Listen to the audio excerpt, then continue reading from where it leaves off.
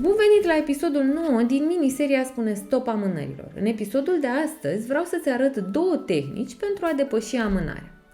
Dacă îți este greu să găsești timp pentru a termina ceea ce ți-ai propus, o metodă eficientă pentru tine este metoda de blocare a calendarului. Cum funcționează această metodă? Când te trezești, listează toate activitățile pe care le ai de făcut în ziua respectivă. Și pentru fiecare activitate pe care o ai, blochează-ți în calendar un interval de timp.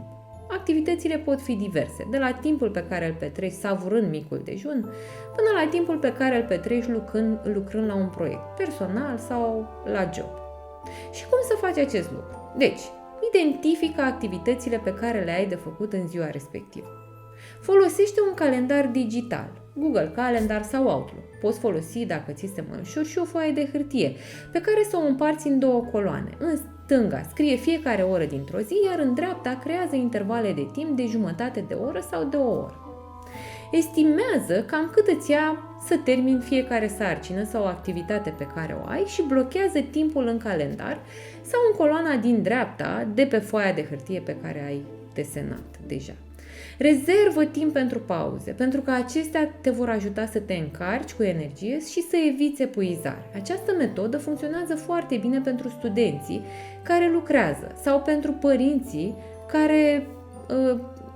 pentru care activitățile zilnice se succed într-un ritm amețitor. Un sfat adițional: împarte activitățile pe categorii și colorează-le diferit. În felul acesta îți vei da seama că păstrezi un echilibru zilnic. Dacă ești o persoană vizuală, poți folosi cu succes teoria borcanelor. Și pentru că tot este toamnă și este timpul murăturilor, o să fac o analogie cu borcanele de murături. Această metodă compară sarcinile zilnice cu diferite ingrediente dintr-un borcan, fiecare având importanță și volum diferite. Iar ca să-ți organizezi timpul mai eficient, mai întâi pui în borcan lucrurile cele mai importante și continui cu cele medii și cele mărunte. Imaginează-ți că borcanul este o zi obișnuită din viața ta și ingredientele sunt lucrurile pe care trebuie să le faci. Încep cu castraveții și morcovii, care reprezintă sarcinile cele mai importante, care au un impact mare în viața personală și profesională. Pentru că aceste ingrediente sunt cele mai voluminoase, le punem primele în borcan. De exemplu, proiecte de lungă durată, inclusiv cele de la job, timp petrecut cu familia, sport, dezvoltare personală. Apoi continui cu condimentele și usturoiul, care reprezintă sarcinile medii. Ele sunt necesare, dar nu sunt esențiale, precum sunt morcovii și castraveții. Ele adaugă aromă borcanului, dar nu pot reprezenta baza. De exemplu, răspunsuri la mail-uri, sarcinile administrative, diversele întâlniri pe care le ai. Saramura reprezintă sarcinile mărunte. Saramura umple spațiile dintre castraveți și morcovi.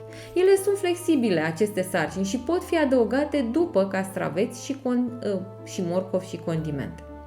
Gândește-te că dacă ai începe cu saramura, nu ai mai avea loc în borcan de celelalte ingrediente. Teoria borcanelor te ajută să te concentrezi pe lucrurile care contează cu adevărat, organizându-ți ziua astfel încât să nu te lași distras de lucrurile mărunte. Aceasta a fost miniseria Spune Stop amânărilor.